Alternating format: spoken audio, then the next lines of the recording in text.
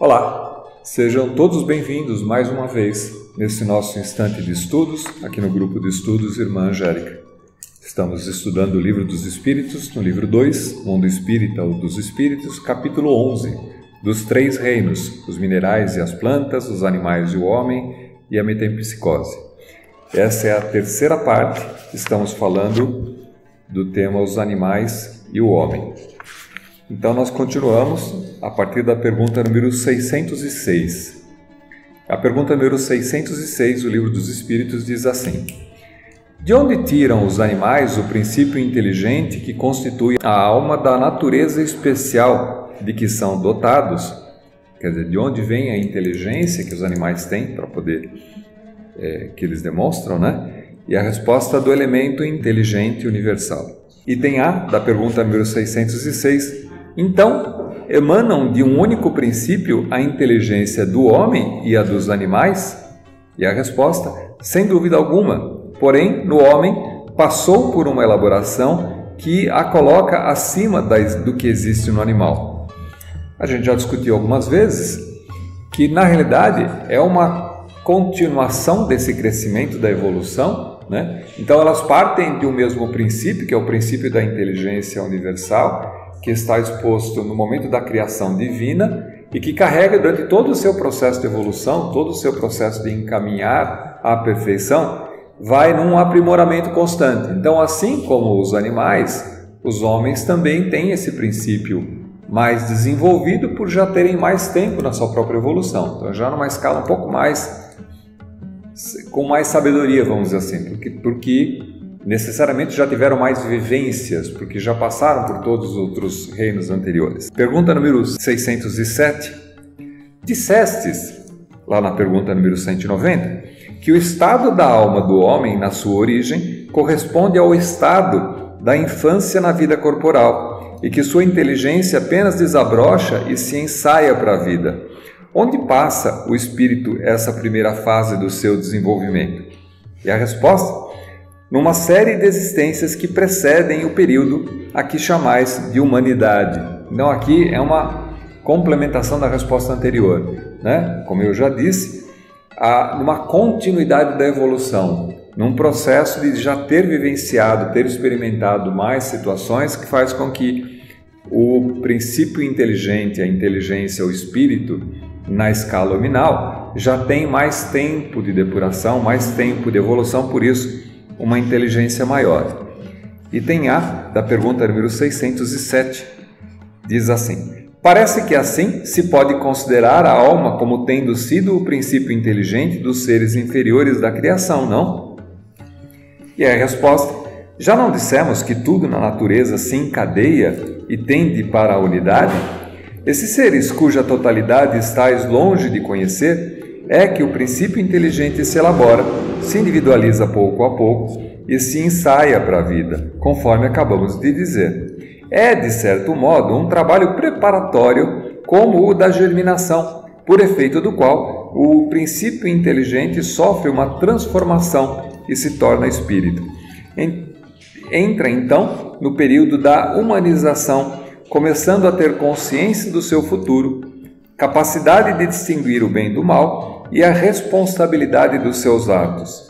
Notem que aqui que a responsabilidade dos seus atos que aparecem quando o espírito entra nessa escala nominal é o aparecimento do livre-arbítrio. Então, a partir do reino nominal, o espírito, como a gente já disse em outras perguntas anteriores, começa a ter a capacidade de tomar decisões e, por causa disso, a responsabilidade pelos seus atos. Nos reinos anteriores, como existe um princípio inteligente que está exposto muito mais no instinto do que numa capacidade de tomada de decisão, ele não tem responsabilidade, já que ele não pode errar, porque ele está simplesmente seguindo um código prescrito, um código definido para a sua vivência, né? Continuando, assim, a fase da infância se segue a da adolescência, vindo depois a da juventude e a da madureza. Nessa ordem, coisa alguma há de humilhante para o homem. Sentir-se-ão humilhados os grandes gênios por terem sido feitos informes nas entranhas que os geraram? Se alguma coisa há que lhe seja humilhante é a sua inferioridade perante Deus e a sua impotência para lhe sondar a profundeza dos desígnios e para apreciar a sabedoria das leis que regem a harmonia do universo. Que demonstra o atual estado de pequenez que o homem tem na sua sabedoria, já que a gente não consegue nem vislumbrar certos aspectos da criação divina, de Deus e da perfeição. Nós estamos num processo de evolução, mas, como a gente também já disse, a lei da evolução é uma lei universal e natural. Então, é natural que a gente se coloque num ponto de maior humildade, no ponto que estamos, como também é que a gente comemore por já ter vivido e já ter existido mais vezes, né? E ter aprendido nesse espaço todo. Assim como é certo que seremos melhores também, mais evoluídos com o passar do tempo nas próximas existências, se a gente aproveitar as oportunidades que a vida vai nos dando, né? Reconhecei a grandeza de Deus nessa admirável harmonia, mediante a qual tudo é solidário na natureza. Acreditar que Deus haja feito, seja o que for, sem um fim e criado seres inteligentes sem futuro, fora blasfemar da sua bondade, que se estende por todas as suas criaturas. A inteligência divina, essa grande arquitetura divina que define como é que o universo funciona, como é que as coisas funcionam, tudo tem o seu propósito, tudo tem o seu encaixe, tudo tem a sua serventia. Então, todos os papéis que a gente comentou até agora e que a gente comenta e que a gente observa na natureza, tem o seu propósito nessa grande arquitetura que faz com que tudo funcione perfeitamente, né? O universo funciona, os planetas funcionam, nós funcionamos dentro dos planetas, as nossas existências, as convivências, os relacionamentos que nós temos com os seres mais evoluídos e menos evoluídos, na medida em que a gente convive com animais, com plantas, né? Com vegetais, toda essa convivência está muito bem orquestrada e permite com que para cada um de nós, para cada um desses seres viventes, exista a oportunidade do seu próprio crescimento, da sua evolução, porque todo o pensamento divino está projetado, todo esse grande projeto divino está projetado no sentido de que a criação divina caminhe para a perfeição, e ela caminha para a perfeição na medida em que ela evolui, e ela evolui com passos bastante lentos, mas bastante seguros, dando para todo o universo uma evolução. Por isso que a gente diz que nós evoluímos, os animais evoluem, as plantas evoluem, o planeta evolui, os planetas mudam de situação, de uma determinada posição de evolução para uma outra posição de evolução, as galáxias evoluem, quer dizer, todo o universo em si caminha num processo de evolução, num processo de crescimento e de direcionamento para a perfeição, né? Item B da pergunta número 607. Este período de humanização principia na Terra? A resposta? A Terra não é o ponto de partida da primeira encarnação humana. O período da humanização começa geralmente em mundos ainda inferiores à Terra. Isto, entretanto, não constitui regra absoluta, pois pode suceder que um espírito, desde o seu início humano, esteja apto a viver na Terra. Não é frequente o caso, constitui antes uma exceção. Quando a gente comenta que existem várias moradas na casa do meu pai, cada morada está apropriada aos seus moradores, né? Aqueles que o habitam, a gente consegue, observando o universo, perceber idades diferentes, mesmo idades cronológicas que a ciência consegue perceber dos planetas e das estrelas e das galáxias. O tempo todo, a gente já comentou, a criação divina não se constituiu num determinado momento, numa grande explosão e parou de se criar. Deus continua criando incessantemente, a evolução continua acontecendo o tempo todo, então novos espíritos estão sendo criados. A criação divina está criando planetas, está criando universos ao mesmo tempo, em todo o tempo. Então tudo tem um encaixe, um enquadramento, uma sequência que tem esse processo de levar para a evolução, num processo de retorno ao Pai, de voltar, de buscar a perfeição num princípio de criação constante. Isso é o princípio divino, o amor divino, sendo num primeiro momento materializado, em que ele se constitui natureza, em que ele constitui planetas, e a partir de lá um processo de evolução. Nesse ponto, então, cada um de nós está num processo de evolução que é próprio, que é pessoal, que é seu. Da mesma maneira, os planetas também estão num processo que lhe é próprio, que lhe é peculiar, que lhe é seu, dado o tempo e a experiência que tem. E assim o universo todo caminha num processo que é próprio. Então, o ser humano ou a humanização não acontece só na Terra. Na mesma medida em que a gente tem inúmeras outras moradas na casa do meu pai, existem tantas outras inferiores à Terra e também superiores à Terra, e também iguais à Terra. Então existem muitas outras moradas, muitos outros lugares que servem de estágio ou de moradia para seres, criaturas divinas que estão em processo de evolução. A Terra é só mais um desses cenários nos quais a gente tem como para viver as nossas experiências que são necessárias para a nossa evolução, para o nosso crescimento. Como ele diz aqui, na maioria das vezes, nós não fomos criados como espíritos aqui na Terra, né, como humanos aqui na Terra. Muitas vezes poderíamos ter sido trazidos, ter vivido em outros planetas, em outros lugares que estavam mais apropriados ao nosso grau de evolução e alcançado um patamar onde a gente precisava de cenários que propiciassem o nosso desenvolvimento, podemos ter sido transferidos aqui para a Terra para que pudéssemos existir aqui. Assim como também no futuro, evoluindo, se evoluirmos numa escala mais rápida do que a própria evolução do planeta, podemos ser merecedores de viver em instâncias diferentes, em planetas diferentes, lugares mais avançados, que tenham a experiência e o cenário que a gente precisa para poder continuar evoluindo. Então, essa visão está muito colocada ainda num ponto de enxergar a Terra um pouco como o centro do mundo, o centro do universo, como onde as coisas acontecem. Acontece para nós que vivemos aqui, mas o universo todo funciona em vários níveis diferentes. Então existem outras tantas populações humanas, se a gente pode dizer assim, né? Não humano como sendo aquele que vive, que é nascido no planeta Terra, né? Não terráqueos, mas humanos, né? Em outros planetas tendo existências mais avançadas, menos avançadas que a nossa, iguais à nossa também. Pergunta número 608. O espírito do homem tem, após a morte, consciência de suas existências anteriores ao período da humanidade? Não, pois não é deste período que começa a sua vida de espírito. Difícil é mesmo que se lembre de suas primeiras existências humanas, como difícil é que o homem se lembre dos primeiros tempos de sua infância e ainda menos do tempo que passou no seio materno. Esta a razão por que os espíritos dizem que não sabem como começaram. É lógico, e até a gente também já comentou que quando a gente retorna para a erraticidade, não é porque a gente desencarnou, que a gente entrou na erraticidade, que a gente automaticamente passa a lembrar de todas as existências anteriores. Mesmo porque poderia ser um fardo muito grande, da mesma maneira que a gente, enquanto encarnado aqui, não lembra das nossas existências anteriores, porque isso poderia atrapalhar o nosso desenvolvimento. Mesmo desencarnando, não passamos automaticamente a reconhecer todas as existências anteriores.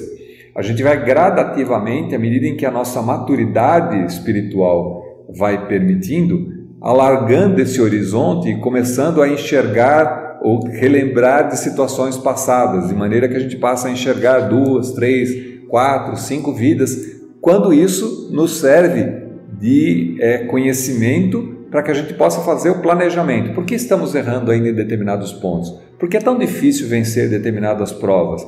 Às vezes essa rememoração de vidas passadas nos ajuda a reconhecer as dificuldades que tivemos e com isso planejar novas existências, né? Mas nada está perdido, toda essa nossa história está guardada dentro do ser, da nossa própria consciência.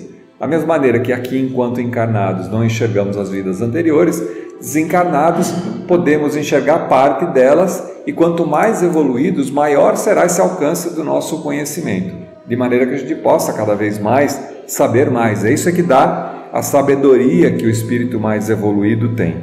Pergunta número 609.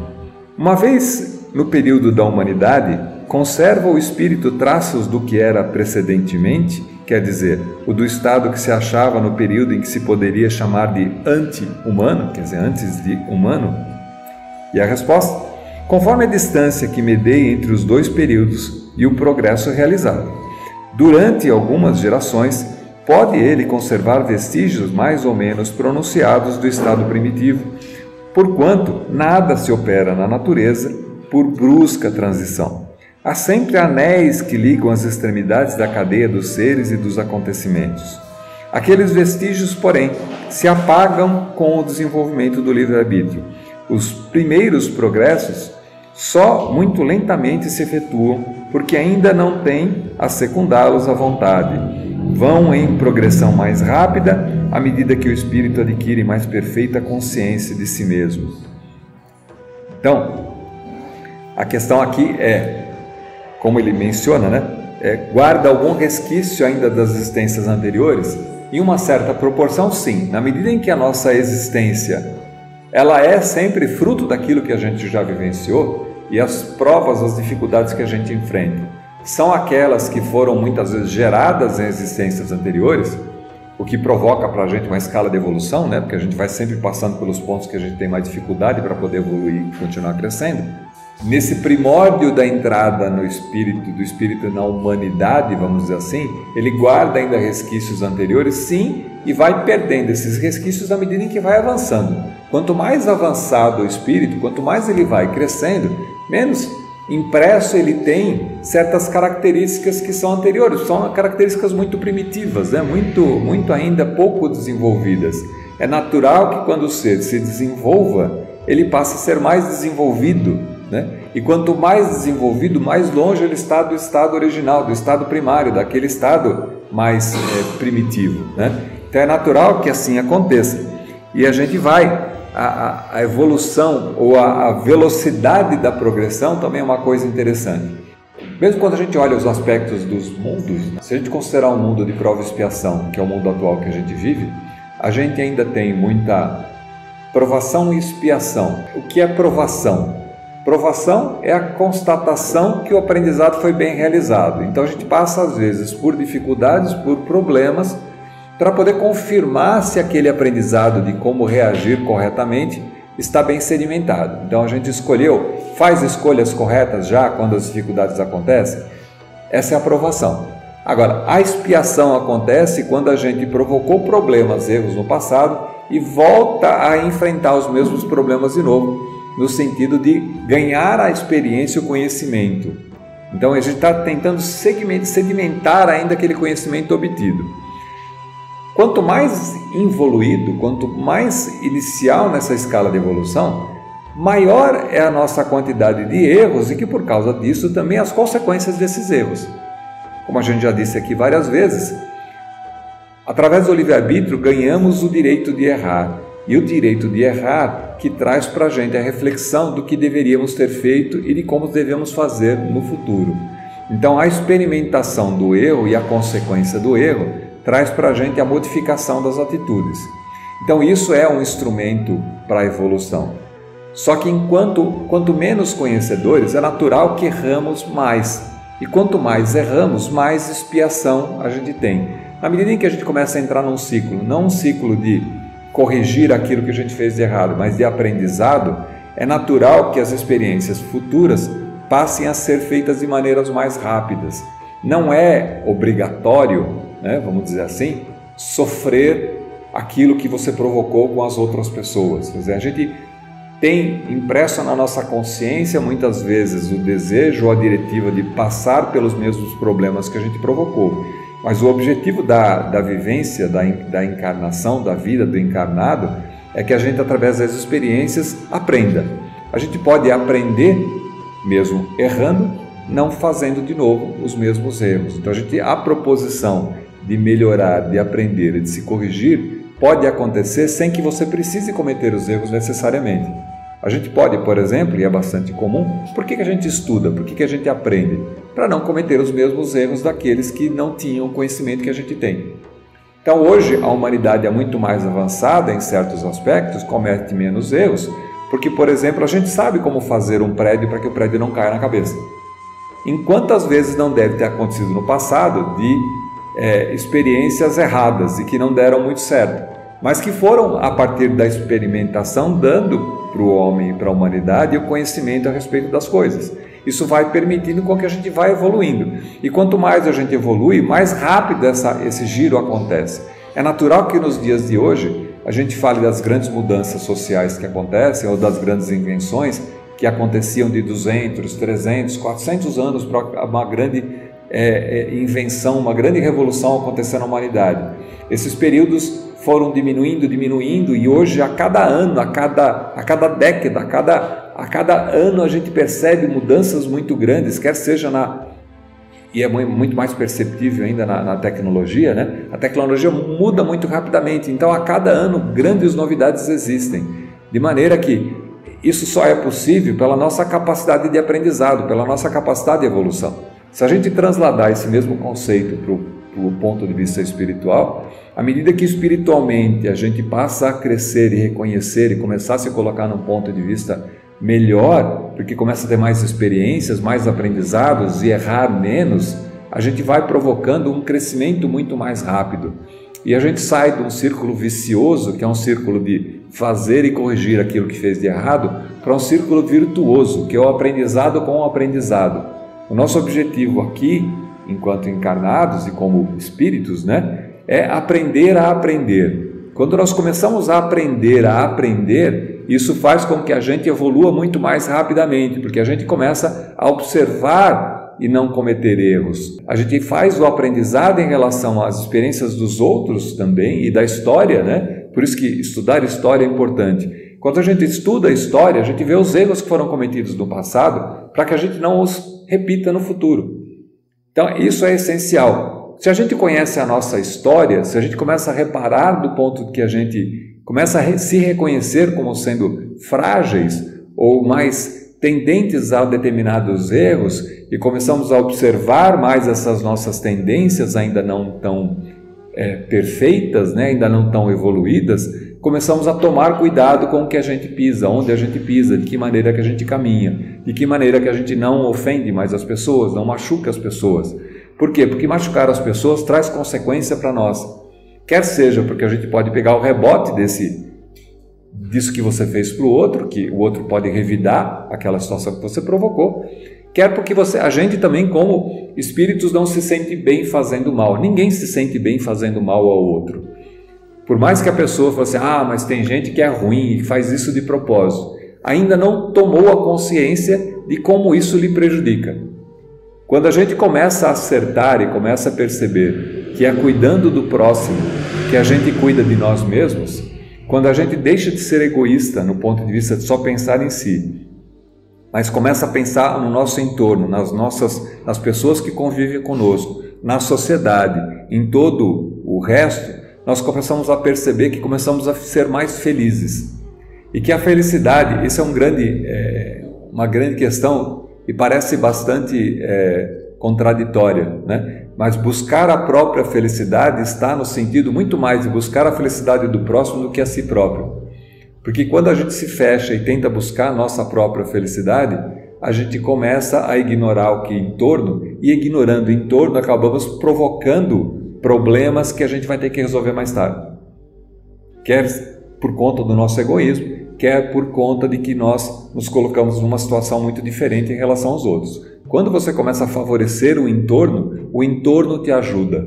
Como eu já comentei, acho que comentei na vez passada a história do milho bom. Quando o fazendeiro escolhe as suas melhores sementes e distribui as suas melhores sementes para os seus vizinhos também, além de si próprio, ele provoca com que as plantas que estão no seu entorno gerem também material genético que, através da polinização, a sua própria plantação fica favorecida. Então, você se melhora muito na medida em que você cuida do seu entorno. Quanto mais você deixa de olhar para si e mais olha para o seu entorno, mais você percebe que isso te faz bem, que isso te faz crescer. E isso é patente quando a gente olha em grandes figuras, em grandes nomes, espíritos muito mais evoluídos que já passaram por aqui. Vou repetir de novo, mais uma vez, Francisco de Assis. O que levou Francisco de Assis a abandonar toda uma vida que era muito mais fácil, porque era filho de um rico comerciante, para se dedicar aos pobres? Masoquismo? Falta de ter o que fazer? Não, porque ele tinha o conhecimento já dentro de si, da evolução espiritual que ele alcançou, que ele só seria feliz na medida em que ele melhorasse o seu ambiente, que ele melhorasse as pessoas à sua volta. Então ele buscava ajudar as pessoas, buscava necessitados para ajudá-los, porque era através dessa provocar ou construir a felicidade do próximo que ele se sentia mais completo.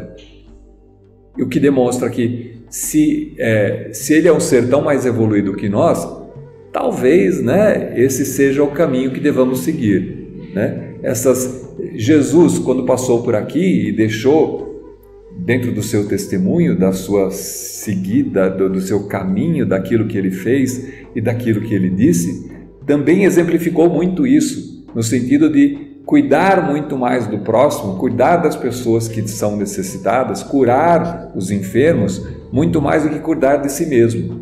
Porque se ele tivesse cuidado muito mais de si mesmo, se ele tivesse se vendido ou desistido da sua direcionamento espiritual, a gente sabe o quanto ele não foi tentado para virar rei realmente dos judeus. Com a sua capacidade, com o seu conhecimento, com a sua notória discurso, com a sua capacidade. Você imagina o que ele não seria se ele não fosse um político na época, que rapidamente ele faria com que os judeus tomassem e tirassem os romanos de lá, dado a sua capacidade. Mas ele não fez isso. Por que ele não fez isso? Porque ele queria deixar o caminho real, o caminho da felicidade. Quando ele dizia, eu sou o caminho, a verdade e a vida, ele estava dizendo, sigam o meu exemplo, sigam aquilo que eu estou fazendo. Não é através da riqueza material que vocês vão alcançar a felicidade. Então, todos esses ensinamentos dessas grandes almas que passaram por aqui dão para a gente um direcionamento, um lugar de onde a gente deveria copiar para se melhorar, para ser feliz. Quando a gente, como crianças espirituais, a gente fala, não, porque o Evangelho está aqui não é há pouco tempo, chutando os erros de conta, 2000 anos, que a gente escuta essas mesmas histórias. Por que a gente não aprendeu? Por que a gente não é diferente nos dias de hoje? Porque a gente, tal como crianças, olha para isso e fala assim, não deve ser tão fácil assim, não. Como é que eu vou ser feliz se eu cuidar do outro, se eu ajudar o outro? Isso deve estar errado. Eu quero mais eu ser feliz. E quando busca a felicidade individual, pessoal, acaba se machucando, acaba tendo que corrigir, acaba tendo que se modificar, porque sofre as consequências do egoísmo, sofre as consequências do que é cuidar só de si e ignorar os outros. Então o Evangelho e os grandes livros sagrados sempre nos colocam nessa direção, que a felicidade pessoal está muito mais no sentido de buscar a felicidade do próximo do que a si próprio. Que a felicidade pessoal ela vem espontaneamente como resultado de um trabalho bem feito, de uma dedicação feita em relação aos outros que estão à nossa volta. Quanto mais a gente cuida dos outros, mais a gente então cuida de nós mesmos. Essa é uma das grandes verdades e que está expressa nesses exemplos que a gente comentou. Pergunta número 610. Ter-se-ão enganado os espíritos que disseram constituir o homem um ser à parte na ordem da criação? E a resposta, não, mas a questão não fora desenvolvida. Ademais, há coisas que só a seu tempo podem ser esclarecidas. O homem é, com efeito, um ser à parte, visto possuir faculdades que o distinguem de todos os outros e de ter outro destino. A espécie humana é a que Deus escolheu para a encarnação dos seres que podem conhecê-lo. Então, esse é o princípio, Se a gente considerar e que ainda estamos no caminho, Não atingimos a perfeição, longe disso. Então, aquilo que é possível que nós conseguimos conhecer ainda está muito longe do que é a completude, do que é tudo. Mesmo a consciência que a gente tem e o conhecimento que a gente tem do que é Deus, e do que é espiritualidade e qual é esse relacionamento, ainda é muito gradativa. Ela é muito ainda limitada a certos aspectos. Por quê? Porque eles não querem contar para a gente? Não, porque simplesmente nós não temos capacidade cognitiva espiritual ainda para entender esses meandros. A gente precisa evoluir, a gente precisa ainda caminhar para a perfeição, precisa se tornar seres mais sábios para poder ter acesso a certos conhecimentos.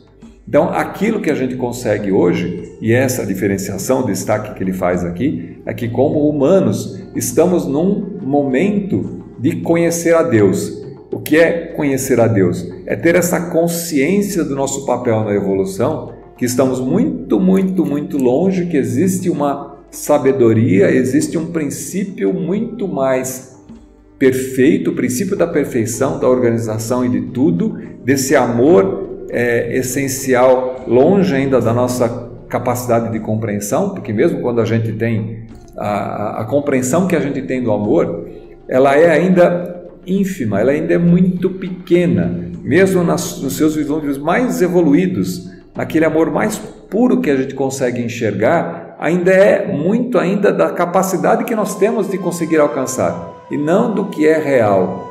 Então dá para se imaginar o quanto não é o amor divino que comanda todo o funcionamento do universo em níveis que ainda não são alcançáveis pela nossa consciência e que precisamos dessa evolução desse conhecimento. Mas também existe uma questão aqui que é o seguinte: como estamos fadados à evolução, nos tornaremos cada vez melhores, cada vez espíritos mais evoluídos, cada vez mais sábios. E à medida que a gente evolui, a gente passará a ter conhecimentos que são aqueles que nós não conseguimos ter hoje. Então essas questões que ele trata e que a própria espiritualidade não entra nesses pontos, né? Como por exemplo essa ligação da criação divina, do seu momento da criação, a transformação disso nos vários reinos e a entrada no reino nominal, são coisas que estão muito distantes da nossa capacidade de compreensão ainda. Como é que essas evoluções acontecem? E eles dizem sempre o seguinte: calma lá, fala assim, vocês vão chegar lá. Do mesmo jeito, fazendo um paralelo, quando Jesus esteve por aqui e que também não podia contar tudo, né? Por que Jesus não disse essas coisas? Por que Jesus não psicografou, né, o livro dos Espíritos lá quando ele passou por aqui? Porque não adiantava nada, a gente não ia ter capacidade de compreensão. Mesmo assim, e aí isso também é patente nas próprias parábolas do Cristo, quando ele dizia que, mesmo colocando a luz visível em lugar alto que todo mundo pudesse enxergar, ainda assim seriam poucos aqueles que veriam e teriam capacidade de ver, que ouviriam e teriam capacidade de compreender. Somente os seus discípulos, aqueles que estavam mais próximos, porque já eram espíritos mais evoluídos também, e por causa disso receberam a sua missão, a missão de serem os seus ministros, né? Aqueles que seriam os apóstolos que levariam esse conhecimento adiante. Eles eram diferentes e muito mais evoluídos do que a média das pessoas, né?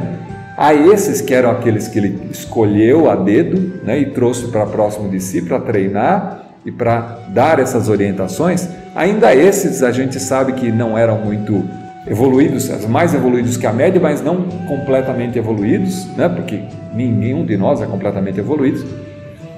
E ele recomenda que, calma lá, fala assim, não vai dar para me explicar tudo agora, mas não se preocupem, eu mandarei mais tarde a terceira revelação, mandarei o Consolador, que é a preparação e a promessa da chegada do Espiritismo bastante mais tempo para frente, a gente fizer as contas, né? O Espiritismo aparece na sua codificação em 1857, com a primeira publicação. Então você tem 2000 anos de diferença. Ele sabia desse período que precisaria acontecer para que a humanidade estivesse preparada para entender conceitos um pouco mais profundos do que aquele que ele poderia contar naquele momento. Então ele traz uma rememoração daqueles aspectos que já havia sido feito antes com Moisés, mas que primeiro foram deturpados com o passar do tempo por conta da nossa inocência em enxergar esses conhecimentos e querer utilizar isso, trazer a brasa para a sua sardinha, né? Então no tempo de Jesus a fé, os princípios tinham sido transformados em benefício daqueles que tomavam conta da religião, né? Porque essa é a nossa inocência, o querer trazer a riqueza para si próprio, o benefício para si próprio em vez dos outros. Ele retorna para poder fazer uma rememoração daqueles aspectos que são essenciais. Por isso que ele diz que eu não vim destruir a lei, mas vim explicá-la, eu vim trazer informação, então eu vim resgatar aquilo que é a essência do pensamento divino que tinha sido colocado naquela época, né?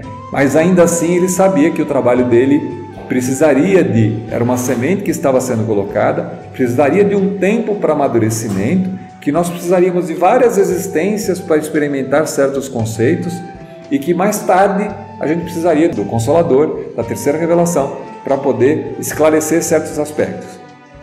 Se a gente continua essa história, a gente vai facilmente, pela lógica, não precisa ser muito evidente para poder enxergar isso, que se nós estamos longe do caminho da evolução, mesmo o Espiritismo traz para a gente conceitos hoje, que são aqueles conceitos que nós temos capacidade de assimilar e de trabalhar em nós, mas que precisaremos mais tarde de um curso extracurricular, né? de um nível acima. Se estamos no pré-primário agora, precisamos de fazer uma faculdade mais tarde para poder entender certos aspectos que mesmo hoje a espiritualidade não tem condição de dizer para nós, porque não adianta dizer, porque nós não temos capacidade de compreender, mas que precisaremos evoluir mais para alcançar certos conceitos. Assim como outros irmãos nossos que estão em caminho, que estão em evolução, como eu já disse, existem vários mundos mais adiantados, menos adiantados. Aqueles mais adiantados nos auxiliarão nesse processo de evolução e nós, em determinado momento, deveremos auxiliar aqueles que estão mais atrasados também, fazendo com que irmãos nossos que hoje não têm nem o conhecimento que a gente tem, e a gente também é fácil de perceber, se a gente olha na humanidade vivente no planeta hoje, a gente vê tanta barbaridade, tanta questão acontecendo que demonstra um atraso espiritual muito grande. Significa que mesmo nós estamos em níveis diferentes de conhecimento também. E uma grande maioria, se não a maioria da parcela da população vivente no planeta hoje, não tem certos conhecimentos de aspectos de moral e de relacionamento e de cuidado e de amor ao próximo e de fraternidade que precisam evoluir, que só demonstra que ainda não alcançaram esse nível de evolução, mas que tudo faz parte, tudo está dentro de um contexto de evolução. Se Deus é perfeito, sabe, Ele sabe de todas essas situações e prepara e programa para que as coisas aconteçam no tempo adequado, porque cada um de nós precisa de um tempo de amadurecimento. E esse tempo de amadurecimento é dado pessoalmente, não é nem para o planeta. O planeta tem uma média daquilo que é prova e expiação e que se tornará um mundo de regeneração. Mas ainda assim, nessa média, alguns fugirão da média e precisarão ser colocados num outro planeta de prova e expiação, em início de estágio, para que esse planeta possa virar regeneração. E que talvez outros irmãos nossos mais avançados possam vir conviver conosco num mundo de regeneração, justamente para nos auxiliar, para nos mostrar o que é uma vida mais perfeita, uma vida mais próxima do verdadeiro amor, da verdadeira fraternidade. Bom, com isso a gente acaba esse tema.